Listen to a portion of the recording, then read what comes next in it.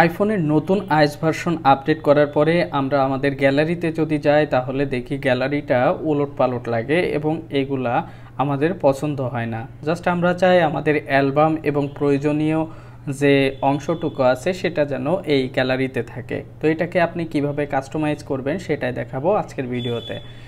Gallery বা photos এটি customise করার জন্য আপনি কি করবেন, প্রথমে আপনার যে ফটোস অ্যাপস আছে এটার ভিতরে প্রবেশ করবেন এবং একবারে নিচের দিকে চলে যাবেন। একবারে নিচে গেলে কাস্টমাইজ অ্যান্ড রিঅর্ডার একটি অপশন দেখতে পাচ্ছেন, এটাতে ট্যাপ করবেন।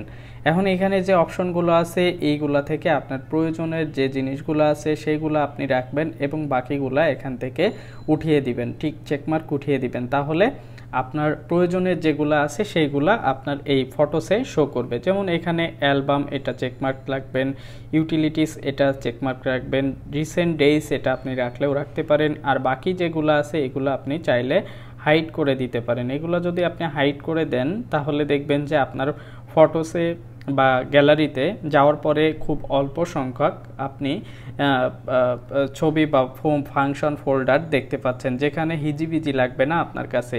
এটাকে চাইলে আপনি কিন্তু আবার এটা চেপে ধরে উপরে নিচে করে দিতে পারবেন। আপনার পছন্দ মতো বা সুবিধা মতো আপনি এটা সেট করে নেবেন। তো আমি যদি এখন আমার যে ফটোস বা গ্যালারি আছে সেখানে যদি যাই তাহলে দেখতে পাবো এইখানে আমি নতুন করে ঢুকি, ফটোসের ভিতরে আসলাম। দেখেন এখানে আমার যে অ্যালবামগুলো আছে শুধু অ্যালবামগুলাই এখানে আছে এবং এখানে আমি আরও একটি ইউটিলিটিস অপশনটা অ্যাড করছি।